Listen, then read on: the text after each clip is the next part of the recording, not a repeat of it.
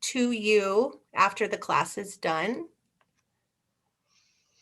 So, my name is Sarah Holden. I'm so grateful that you are all taking time out of your evening to join us at our first herbal deep dive. I was nervous this would happen. People are going to be wanting to get in.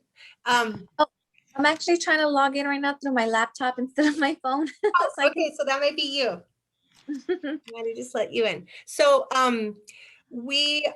I had been talking with Dr. Stephanie Raven, and we wanted to put together a local herbal group meetup. But since COVID has occurred, we decided maybe to take it online. So hence the herbal deep dive here on Zoom. We're going to meet every third Tuesday of every month. And so join us, or if one month works, great, and another one doesn't. But our hopes is that we'll have something tangible at the end of each one of these. So I've got some great herbal experts here on the call with us tonight. We had, I put it on Eventbrite. I'm not sure if some of you found this on Eventbrite. Shake your head if you did. And so we had I think it was 49, 50 people actually get a ticket. So I was worried about it being too big on this call. So these lovely women that I'm going to introduce have offered to kind of moderate a breakout room. But I think if we keep it at this size, we might not even need to go into a breakout room if everybody's okay with that. And we can all just work on our monograph together. Wonderful. So I'm Sarah Holden. I'm a botanist by trade. And then when I had kids about 13 years ago, I started experimenting on my family using plant medicine. And about, I think it was 2017, I actually got my herbal certificate. So then I did the clinical program through my herb school, and here I am. I teach at the herb school. That school is called Green Path Herb School, and they are actually sponsoring our herbal deep dive, providing the Zoom access for us, and they actually do an online program. So if any of you are ever interested in getting your herbal certificate, they have a really awesome online opportunity. You can go and see them online, Green Path Herb School. And then my co-host is Dr. Stephanie Raven, and she is a naturopathic doctor. You guys can see her there in the headphones. She's awesome. She's in her tiny house. She lives out in the woods. True plant nerd for sure. She's also an herbalist, and she works at Full Circle Natural Medical Clinic in Missoula. So thanks for being here, Dr. Raven, or Stephanie. And then we have Ashley Reiger. I hope I said that right. Yes, she's down there. She's got a friend with her. She lives in Bend, and she is also a naturopathic doctor, and she is also an herbalist. She owns Passa Flower Naturopathic Medicine, and she's the owner of the People's Apothecary Herb Shop in Bend, Oregon. So really excited to have her here. And then next we have Brittany Breitenbach. She is an herbalist and just a medicine woman. She's amazing. I love her. She's on Instagram. If you guys want to go find her there, she can share with you that. She is the medicine maker behind the Botanical Brewess. And she sees clients at Nettles Herbal Spa in Missoula. And yeah, so thanks for being here, Brittany. I'm also on the board of the Montana Herb Gathering with Brittany and also Kelly. So Kelly Hill is here, and she's a medicinal plant grower and a native seed collector, and she owns Sapphire Herbs. And she also works at Alaskan Essences in the Bitterroot Valley in Montana. So some of you have probably heard of Alaskan Essences.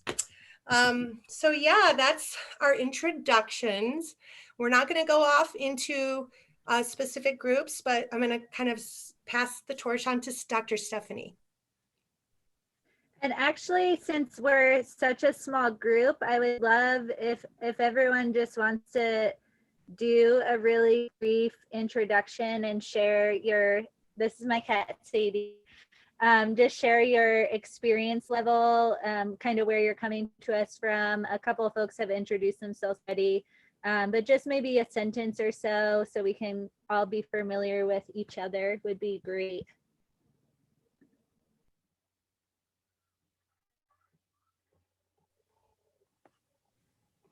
I'll go ahead. I'm Maureen Meyer. I'm in Indianapolis. I'm a really great friend of Kelly Hill's. Oh, yeah. And yeah, she told me about this. I'm so excited to be just on the call with all of you. I study botany, ethnobotany, and particularly I'm interested in traditional cultures and medicine. So yeah, I'm excited to be here with you. Awesome. Thank you. Roxanne, do you want to introduce yourself real quick again? My name is Roxanne, and the reason why I got into herbalism is I read a book called I think it was called The Rules of Magic or something like that, and she had like this beautiful garden and it had herbs, and I don't know, I just started getting interested, and then I saw that it had a lot of medicinal purposes and things that you can substitute, I guess, for medicines instead of taking over-the-counter medicines, and you can use natural products, and that's what really wanted me to learn more. And I'm a stay-at-home mom, so I have nothing else to do. And I'm just really happy to be here. Awesome. Thank you. Mhm. Hi, I'm Victoria. A friend of mine sent me a text saying like, "Oh, I think you'd be interested in this herbalism class." I don't know how she heard of it, but we're in South Carolina, and I studied environmental science and botany, and have always been interested in herbal medicine, but don't know a ton about it. We incorporate some herbs into our diet, and I have made salves and different things, but I don't infuse my own um, oils or anything yet. But I'm thinking about growing calendula this year and making salves with calendula. So I'm excited to be here.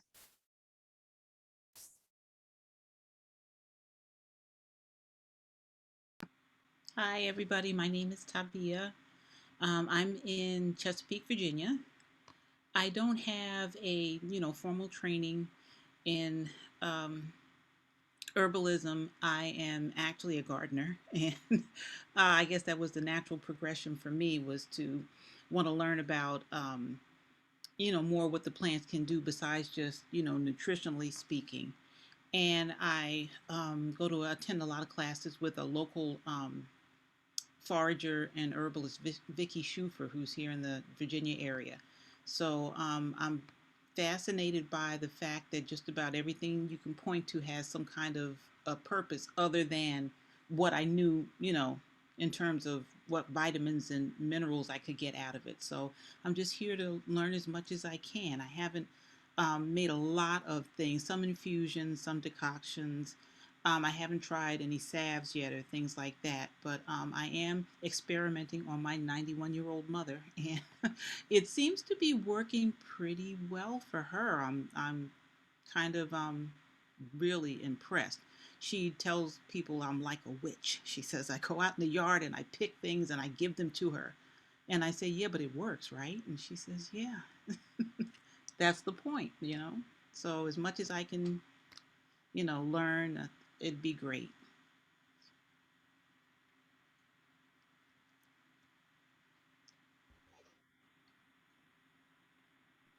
Okay, I guess I will go next. My name is Nicole Silva. I'm in Portland, Oregon, and I'm a naturopathic doctor. I went to school with Stephanie Raven, and she's kind of what lured me here. It's like, oh, Stephanie's going to be there. I'll do it. But so I've been in practice 2.5-ish years now, and I find it easy to, just in the practice of where I am and everything, to let herbalism fall to the wayside a little bit. And I still use it, you know, enough that I'm happy with it, but I'd like to use it more. And I'd like to just get that connection again with community and the herbs, and getting back into finding time to make the medicines myself and everything. And I thought this group would be a great way to do that. And I've always wanted to do something like an herbal certificate. So maybe I thought this might be a little gateway, a way to kind of start the path. And I'm so excited to be here. Thank you all. Hey,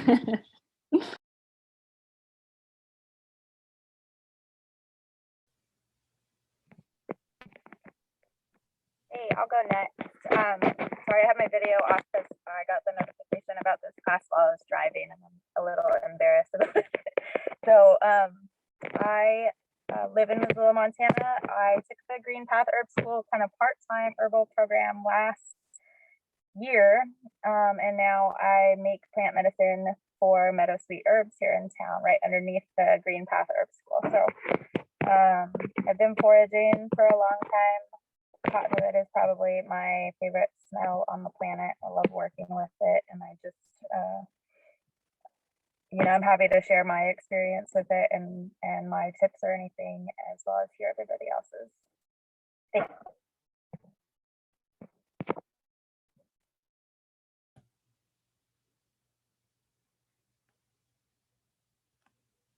Who do we have left? Bree Musgrave, do you want to go? Are you able to jump on, or are you just listening tonight?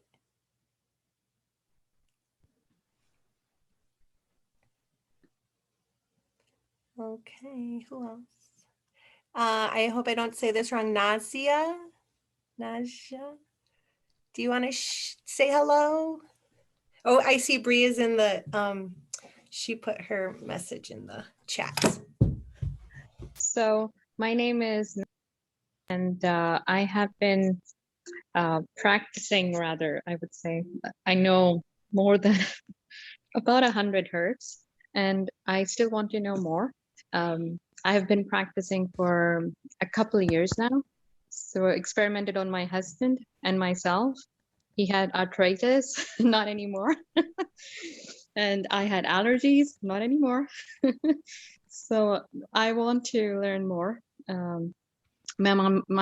I have a history of diabetes in my family. So we have been working, I've been working with my mom as well. And I want to learn more about the body. I mean, of course, the yin and yang of herbs and how that works in terms of body systems. And yeah, just want to learn more. I've been doing my own concoctions and making my own oils and salves, and they work every time, so which is great. So yeah. Welcome. Where are you from? So I'm from Canada. Canada, but yes, but originally from Pakistan. Oh, wonderful. Yes. Thank you for being here. You're welcome. Thank you. Thank you for having me. Yes. Do we have anyone else?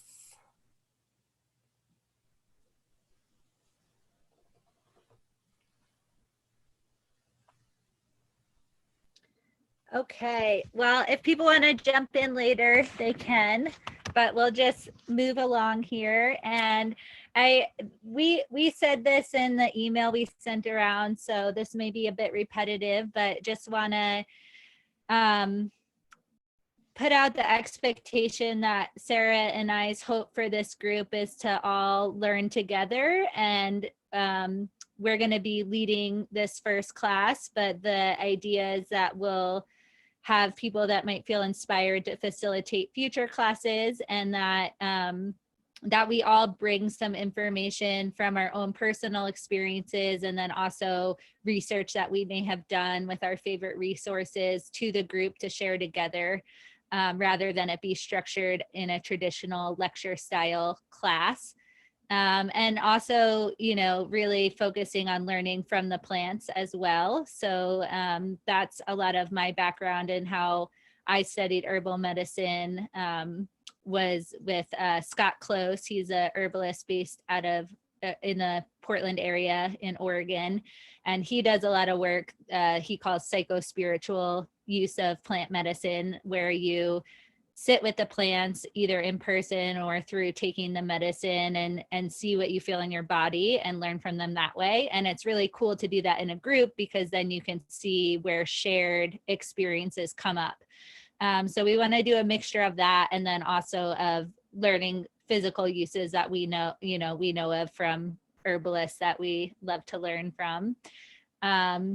So we're gonna just jump in. I'm curious, maybe raise your hand if you have any cottonwood medicine at your home with you.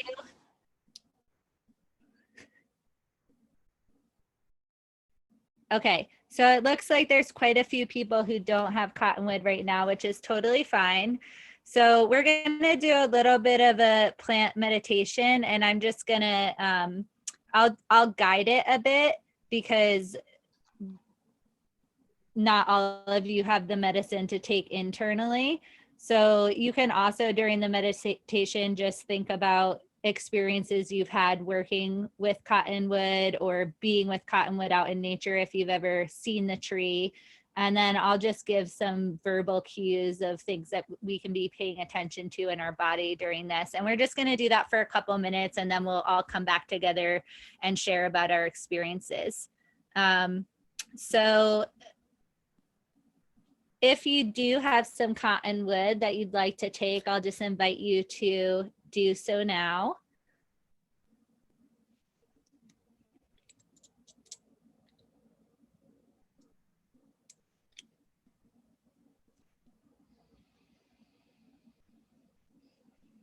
And let's all just take a couple of deep breaths together.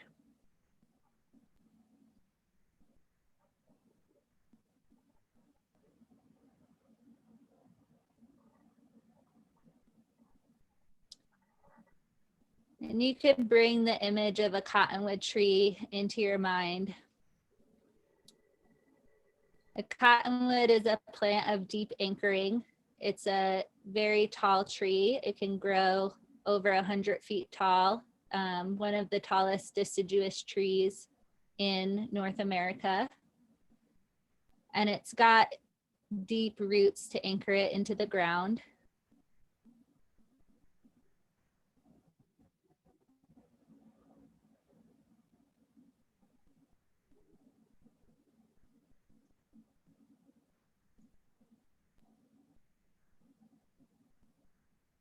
And you can just envision yourself rooting into the ground, and then that big, tall cottonwood trunk reaching up into the sky. And if you've ever seen a cottonwood tree with the leaves blowing in the wind, they have a fluttering quality to them.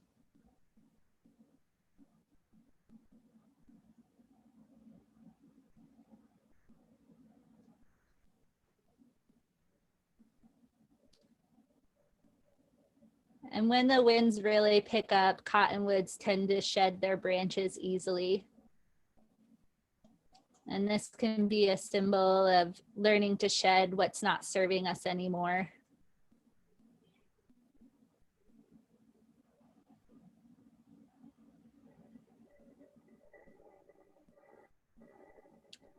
And cottonwoods also root into the ground very easily. So when they do shed their branches, those branches can be used to reroot into the ground if they're planted.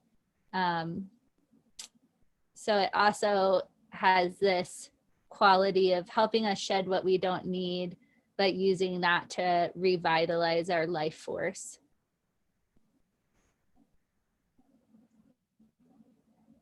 And this ability to regrow and repopulate is also a signature for this plant's ability to help our body heal and our cells to regrow.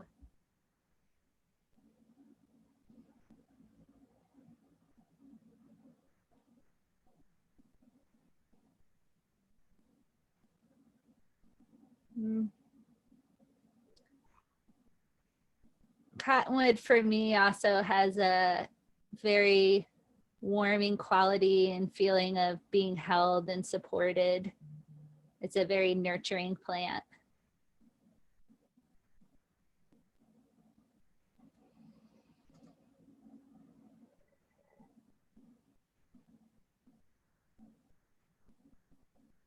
So just take a few more deep breaths, and I'm just gonna let us all sit with that imagery for a few moments and feel what we're feeling in our bodies, or pay attention to any images or messages that come into your mind.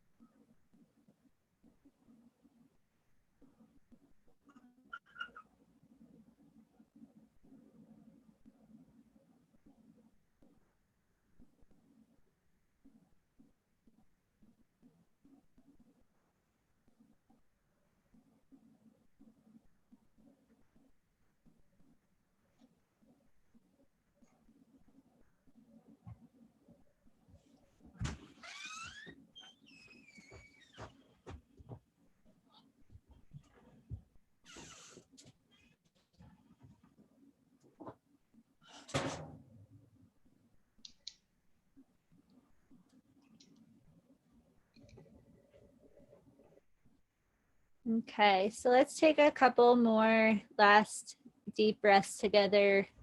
And as you're feeling ready, you can just start moving your body a little bit and opening your eyes, and we'll come back together as a group.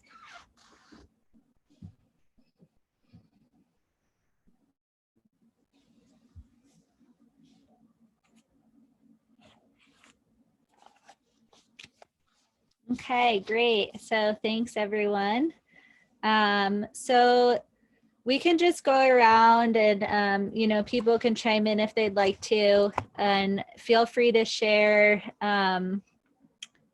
what you experienced either during that meditation or also just talking about what you've experienced working with the plant. So this, you know, this first meeting might be structured a little differently, but the idea is that we'll pick another plant to work with at the end of the meeting today, and then each individually spend a whole month working with that plant in whichever ways we want to. So you may have been doing that with cottonwood, or you may just have some history with the plant outside of that experience, but just share, yeah, just feel free to share anything that you've learned from working with the plant, and in what ways you've worked with the plant in your own lives.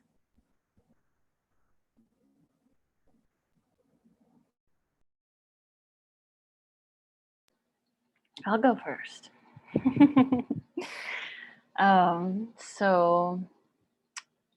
me turn this off. Less noise. So I grew up with a cottonwood in my backyard in Texas, a small town in northern Texas. And it was the only cottonwood that I know of actually in the area, in the town. I don't know if my parents planted it or what, but I don't recall ever seeing another one. And it was my favorite tree. I had a good connection with it. And I didn't really think about any of this until I was reflecting upon it reflecting upon the tree for this this meeting actually. And it's very much in my memory as a child. I used to always play in the backyard, and I always like gravitated towards the tree. Like my little playhouse was near the tree, and I spent a lot of time with it. So I had a pretty good connection in childhood to it. And I did a meditation a few weeks ago at Kelly Point Park here in Portland, which is where the Willamette, the river that runs through Portland, meets the Columbia, which is the river that divides Oregon and Washington. And it's covered with cottonwoods. If anybody's ever been there, they know it's just the area is covered in them. And so I did a meditation to, prepare for the class. And the thing that really struck me, or it came forward for me, was protectors, that they were the protectors, and like all the other trees almost is what it felt like to me. And also that they were like antennae, that they were connecting heaven and earth. And those were the main things that that came forward to me, sort of in the spirit plant sense. And I did a bunch of reading in all my books at home, which I plan to be at home, but I'm at work, and so I don't have any of my materials. So I'm sure somebody else will explain all of those wonderful things more eloquently than I can try to pull from my memory. But yeah, so mostly just deep connection and a reconnection, actually, a reunion with the tree recently.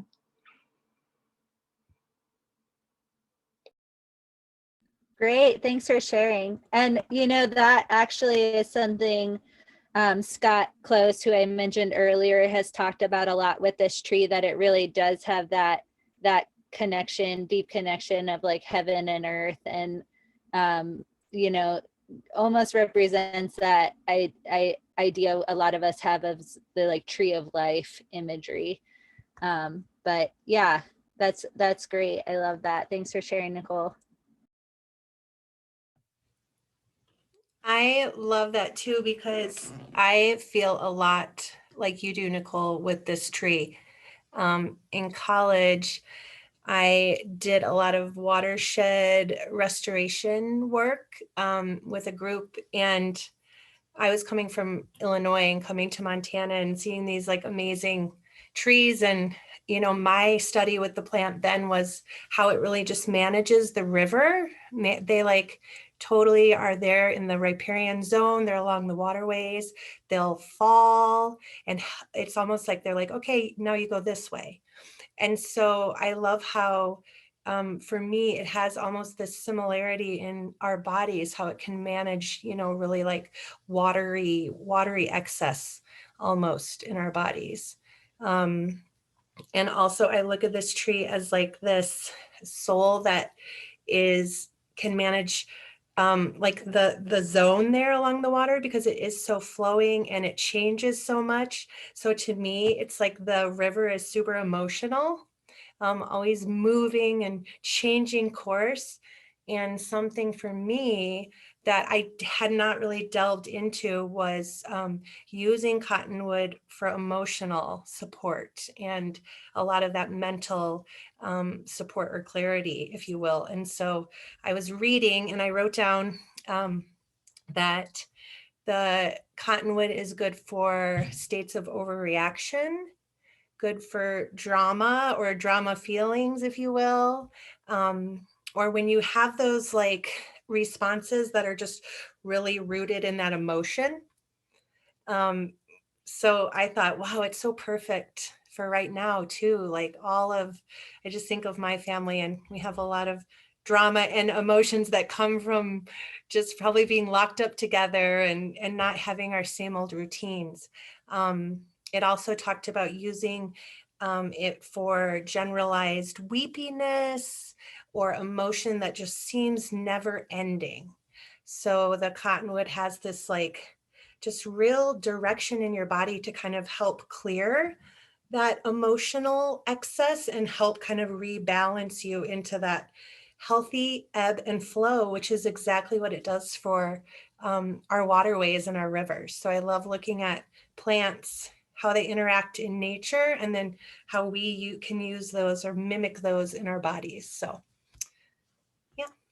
Hey, Sarah, when you talk about the using it for like your emotional body, would you use the flower essence, or like do an essence of it, or like are you saying like drop tincture? Well, I have like the last year and a half, I really started experimenting with flower essences, and if you haven't experimented with them, I highly recommend getting a flower essence, just one, and just trying it and really spending time with it. So what I found is I prefer the flower essence, or even just smelling that aromatic benefit of the cottonwood. I mean, talk about like a total like attitude adjustment, getting out and walking along the river and just smelling that abundance of those aromatics. But I think that, using it as a tincture form, definitely, but also experimenting or exploring, and maybe Kelly can talk more because she has, more experience with essences, but I feel like some people just respond to tinctures and essences differently too. So trying both, but for me, I really like the essence, the flower essence. I can talk about my latest experience with cottonwood. It was just a couple days ago. I was looking for some down branches together. Oh, I see the cottonwood, Kelly, in your screen. I love it. So we didn't find any down branches to gather from, but I did want to share a picture of, for the people who haven't worked with cottonwood, what the bud looks like. I don't know if you guys can see it very well, but when you pinch it, it's this beautiful red color. It's like blood almost though, but it smells so good. It's like cotton candy. That's what it reminds me of. And it's almost like it can't be a real smell. It almost smells like artificial or something, but it's so lovely. And yeah, we just ended up sitting with they were all over. Cottonwood was all over, and we just ended up sitting there, basking in the sun and just taking in being surrounded by them. It was nice. So.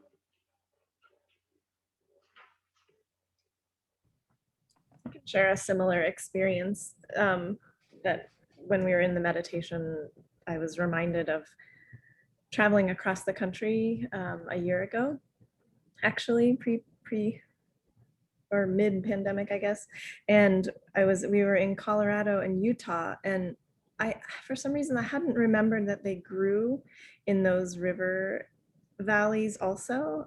It just like escaped my mind, but the smell, I was just drawn immediately to them. I was like, oh, I know that smell. And the hot Colorado, Utah sun just was at this time of year, just opening up those buds and those resins just being, tangible in the air. It was so intoxicating. So I can really resonate with what you were talking about in that sense. And there was just this kind of familiarity with that aroma and that smell that, much like how Stephanie pointed out, it's like this big hug of warmth and protection that comes through for me. And so like lathering that oil on my body feels so, and that's what I did before I came today. I had some oil that I made previously and just got out of the shower and like coated my entire body pretty much in it, just to, have that coating and that protection and that nurturing. So that's really nice. And I just wanted to share that. I love that you say that you feel like it's this giant hug, because during that meditation, when Stephanie was talking about how the branches fall and they're kind of like this shedding and letting go of old things, kind of like emotions, like Sarah was saying, but I kind of got this image of, or feeling more of the tree offering us this medicine so freely and so like easily. And I started thinking about the branches and how they're kind of like in this shape of like a hug, like the hugging arms, they're in this like, I can't see my arms because my screen's not big enough, but like, it's like at the beginning of a hug, and I felt the tree just wanting to hug you with its medicine. So that was lovely that you basically said that too. Yeah, and I got to make some medicine this week for the shop, and I can share afterwards the photo. I took a photo of the cottonwood bud oil in conjunction with another oil, and that resiny red color just shining through so vibrantly. yeah, it's really like that hugging too.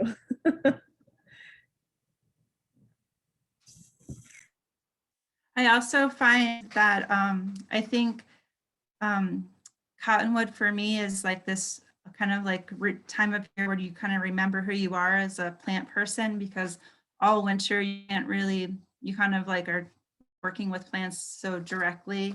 And for me, collecting cottonwood buds is just about like the first harvest and that smell. And that smell is just this like intense grounding and kind of like, oh, remembering who I am, sort of. And I feel like that's half the medicine for me, is just the collecting them.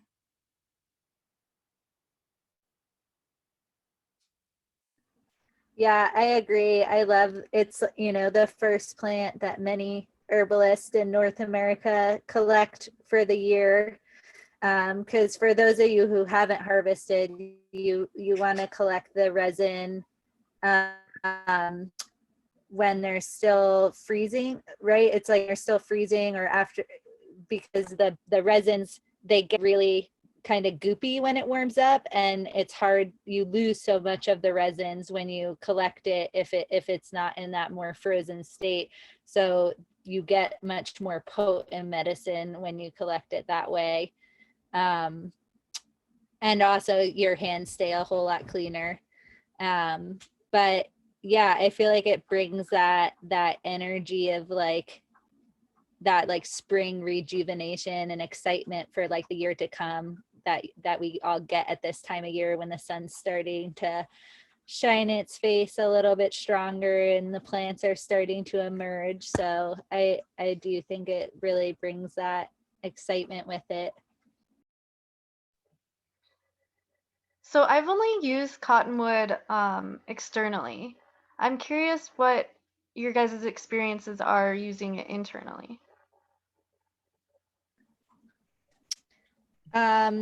So for me, other than the more mental, emotional aspects we've already been talking about, and I'll say I love flower essences as well. And I do agree with Sarah that tinctures versus flower essences often have a bit of a different energy to them. So it's great to play around with both. I have used, I do also do drop dosing of tinctures when I want to get the energetic qualities of them. So normally how I'll do that is just like 1 to 5 drops, kind of as needed, or you can have intentional times throughout the day that you take it. And also just wanted to mention, we kind of touched on this, but another big like emotional quality that I've used cottonwood for is overwhelm. And it's like really helpful if you're a highly sensitive person and you're one of those people where a lot of stimulation from the environment can be really overwhelming, to help your body just process and allow those energies to move through you, rather than getting like stuck and having that feeling of overwhelm. So that's one of the first ways I learned to use this plant on a more energetic basis. And then physically, it's the thing I've used it most for probably internally is for coughs that are really like deep, congested, stuck. So again, it's like moving these water qualities, trying to shift them. So any really resinous plants are typically good expectorants, and an expectorant is something that helps get the phlegm, helps you cough the phlegm up out of your lungs and get it out of your body. And also resinous plants tend to be antimicrobial as well. So it's also a really good antimicrobial, so it can help fight off bacterial, viral infections, things like that. And it's also in the salicylate family. And I stumbled on that family term, but it's in the salicylate family, which is what willow's in as well. So it has, that like aspirin, like fever reducing quality. So it can be used, it's very warming. So you've probably noticed that when you've taken it, it's warming, it's a stimulating kind of energy. So it can also help with that too. And like pain, because of that aspirin like quality, it also can help with pain relief. There's other things people use it for. I'd love to hear other people chime in too. But I think the lung stuff is what I've primarily used it for in clinic internally. Stephanie, do you usually use like Everclear or vodka to tincture it? What alcohol form do you usually use? So typically you want to use a higher alcohol percent with this. So Everclear, or, you know, if you can get a grain alcohol, because it's so resinous, it's not resinous. Constituents don't tend to extract well in water.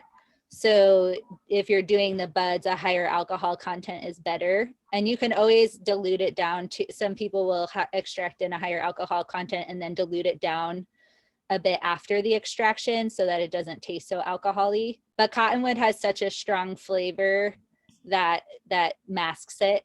I also learned to do, a lot of plants you'll do a 1 to 5 tincture, but with cottonwood buds to do a 1 to 10, you know, alcohol to plant material, because the resin is so strong. And you can do teas as well, but usually you would use the inner bark, which is kind of hard to harvest with cottonwood compared to the buds. I haven't personally harvested the inner bark. I don't know if anyone else has.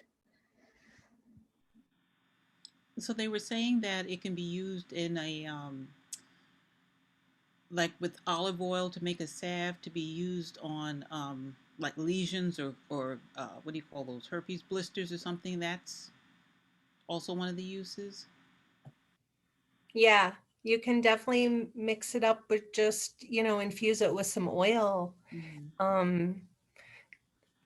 Olive oil, MCT oil. You just want to make sure that it's not gonna spoil on you. And I've always used fresh cottonwood buds. Does anyone here, have they used the dry? And is there, like, do you notice a difference in the medicine, or is it pretty similar? Anybody tried the dry before? Maybe Ashley has an I answer. haven't tried the dried, but I have taken them when I've harvested them and put them in the freezer when I wasn't able to make medicine right away, and that worked great. Brought them out of the freezer and then infused them in alcohol and oil that way, and so that worked great for me. But dried, I don't have any experience with. No. I was just going to mention too, because the buds are so resinous that you want to be cautious when you take that high percentage alcohol with the resins and mix it with another tincture that's a lower percentage alcohol, because sometimes you can get the bud resins will precipitate out, and you might get a little precipitation in your tincture. So yeah, it can become a little tricky when formulating, but it's nice to have it just on its own, in my experience.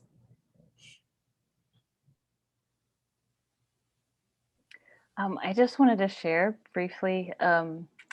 So that idea about the flower essence versus the tincture, it made me think of Pam Montgomery, her book on plant spirit healing. She talks about the tinctures acting more on the physical level, and the flower essences acting more on the heart level, which is the connection between heaven and earth, right? And then she talks about the plant spirit healing, like meditating with the plant and things like that, working more on the spiritual level. And so when you asked your question, Brittany, I thought about, I think like she would say, kind of to tune into where do you need that emotional support? Do you need it more on a physical level or the heart level, or is it more on a spiritual level? And then like choose your medicine accordingly. So yeah, I just thought I'd share. Yeah, that makes sense. And there's a lot of information and books and whatnot, resources talking about how Native people use this plant on a very spiritual level, and that connection. And I think it's great to, with plants, to try to connect on that spiritual level with them outside of like the medicine. And I always recommend, like, to my botany students, so when you're doing a plant monograph, get out and sit with the plant and draw the plant. and write the Latin binomial names. You can really understand its true name and really get to know it on more than just taking it, but also drawing it and touching it and smelling it and really feeling all those senses with it. And I think that there's just so much folklore, if you will, that has been passed through the generations of herbalists and plant people in this plant. It's one of those plants that it's a no-brainer that it works, and that has all of these amazing uses. And it's a great plant to start like your spring apothecary and get you out and get you like pumped up and ready. Erica Hickey is on here, and she is a super crazy, awesome plant nerd. And she just did a video standing out in the cottonwoods and talking about it. And it was just so, I just was really interested in it because she was like there and you could tell she had been smelling the plant. She was all jazzed. So don't be afraid to like get out there and like really spend time with the plant. And you may go out searching for the buds and not come home with anything, but you at least got to visit with the plant, like look at the bark. The plant usually has like a grayish, darkish bark, hence the name Black Cottonwood. But yeah, it's an awesome plant. I know that there's not really any big like contraindications that stick out to this plant. If you're going to use it topically, you might want to do like a test area. I also love to put a little bit of cottonwood in my salves or oils because it's like a really super amazing natural preservative. So, you don't have to really worry about it going bad, but you just always, people don't realize that their oils that they make can go bad. And so that's something just that you're all aware of. So. And just to speak to the contraindications, I do tend to avoid this if I know someone has a salicylate allergy, which can be relatively common. It's a good thing to ask about, especially in patients that have a strong history of allergic reactions. Topically, I've seen that most people tolerate it really well. I know one person who had an allergic reaction to cottonwood extract that was just in a perfume, and it was a herbal perfume that was just cottonwood based, and they had a history of being allergic to cottonwood. But I also have had lots of folks I know who are allergic to cottonwood but still tolerate the oil topically just fine. So that's not true across the board.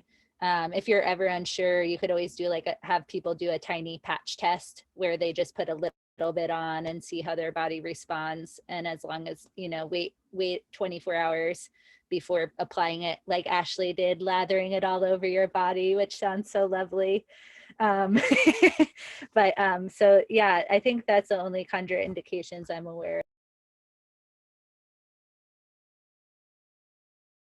I did just see in this one reference book that is Healing Plants of the Rocky Mountains, which I actually haven't used a ton of, but I got it when I was living over in the Rocky Mountains, and it says it can reduce breast milk when taken internally. I haven't read any more into that or know anything other, but it caught my eye and thought I would mention it.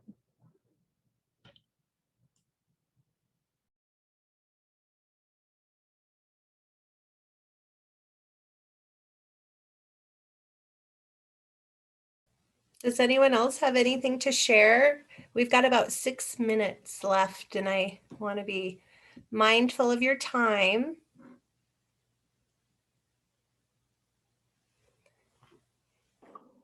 I have a suggestion for people that aren't really sure where to look, but I've been out picking cottonwood buds for several years now, and what I like to do in Missoula anyways, this may not be the same everywhere, but I like to look for beaver activity because beavers take all the ethics out of the equation. They take the trees down for you, and they're really easy to reach all the buds off the dead tree.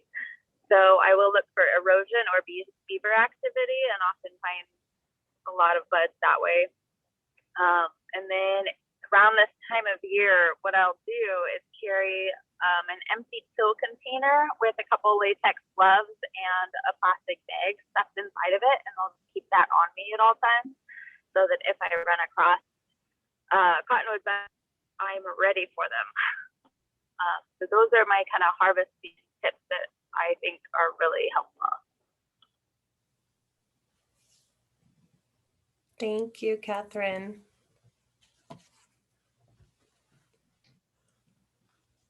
I've got a couple tips too. One is if you don't have any gloves and you're picking, rubbing alcohol works really good to get the resin off your fingers. And I've been out of rubbing alcohol before and used even 100 proof vodka worked as well. And two, I have just really enjoyed this whole conversation, and it's been so nice to hear everybody's connection with the cottonwood. I do love the cottonwood oil, and yeah, just a whole body oiling, just wrapping yourself in all of cottonwood, I just feel is so nice. And when I do make my oil, within the first few days, I don't fill up the jar all the way with oil because the buds can expand. So that's something I do for a little while, because you can always top it off after a week or so with more oil. And then, yeah, I have come across 2 people who are allergic topically to cottonwood, and their reaction is swelling is what they have. And one is actually my mom, and she gets this really painful swelling on her lips. I don't know, because see, I love to put cottonwood oil on my face, so I'm always promoting that, put it on your face, put it on your face. So maybe that's why her lips swelled up, but it's happened a few times to her. So that's what I know of there. And I guess that's all I have to share. Happy harvesting. I know it's spring, and the beavers where I'm at too have just been chomping down trees left and right. It's been, like Christmas out there with the buds. But anyway, it's been nice to meet you all. Thank you, guys. So Stephanie, do you mind if I wrap it up? Do you have anything else to add? Anybody else? Okay, so our idea was to, I'm going to type up a monograph from some of the discussion we've had here, and I'll put the basics of the plant as well in there, and then I'll just email it out to that kind of mass email through the Eventbrite link. And if you would like to join us next week, we're really excited about that. We have a poll, and I wonder if you guys could take a quick second and choose which plant you would prefer to study this next week if you're going to join us. And it's next month we'll be meeting, yes. Not next week. Yes. Next month, the 3rd Tuesday of every month. So I think it's the 20th. Will hawthorn be like popping much by then? No. Okay. The flowers, though, maybe. If we keep on this spring, we could be covered in snow next month, but depends on your location. But maybe the flowers. No, so we could, yeah, and we can always save hawthorn, but it's not the greatest time of the year for a lot of plants in general. So we might just have to make do until it warms up a bit. Mm-hmm. Yeah, so please go ahead, because you guys are going to choose. So if you haven't, I see, I'm going to vote. Oh, I can't vote. So 8 of us have voted. I don't think I can vote either. Oh no, our co-hosts can't vote. Okay, well you guys can help us figure it out. if you want to stay on at the end. Be some like tiebreakers or something. Yeah, our co-hosts will be the tiebreakers. You could do a show of hands for the co-hosts. Yeah, so so Devil's Club right now is at 50% of the vote with 5. And then we have Kinnickinnick or Uva Ursi is 20% and Hawthorne is 30%. So do you guys want to just go with Devil's Club? Okay, let's do it. Awesome.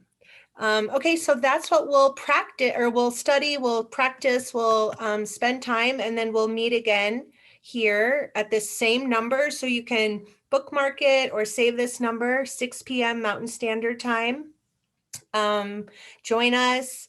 If you've got some friends, the next class says that it has 31 people signed up, but again, this class was supposed to have 50, so we'll see who shows up. But I think this has just been so wonderful and just so nice. So, and would anybody like, I think, right now we might just stick with this, but just a show of hands, would anybody be open to like moderating if we were a little bigger and you had to do this kind of in a smaller group? Would you feel okay keeping the discussion going? Anybody open to that? Oh, yes. I think I could, Yeah. Okay. See, we got this. And Dr. Stephanie, she says, no, doctor, I'm sorry. Stephanie said, and our whole like thing with this is just to like empower everyone else and not make this like a lecture. So thank you so much. And also, I just want to invite everyone, if there's plants that you really want to work with in this way with the group, to let us know. So you can send them through the email and we can include them on future polls. So we definitely want everyone to be also getting to work with the plants they're interested in developing more of a relationship with. And then also, likewise, just email us if there's like something you feel the burning desire to share that you didn't get to say out loud tonight, or if you have a great recipe that's simple that you'd like to share with the group, and we can send those out when we send the monograph to everybody too. Awesome. Well, thank you guys so much. I'm super grateful to have met all of you from so far and wide, and hopefully we'll see you next month. Thank you. Bye-bye. Thank you. Bye, everybody. Thank you. Thank you.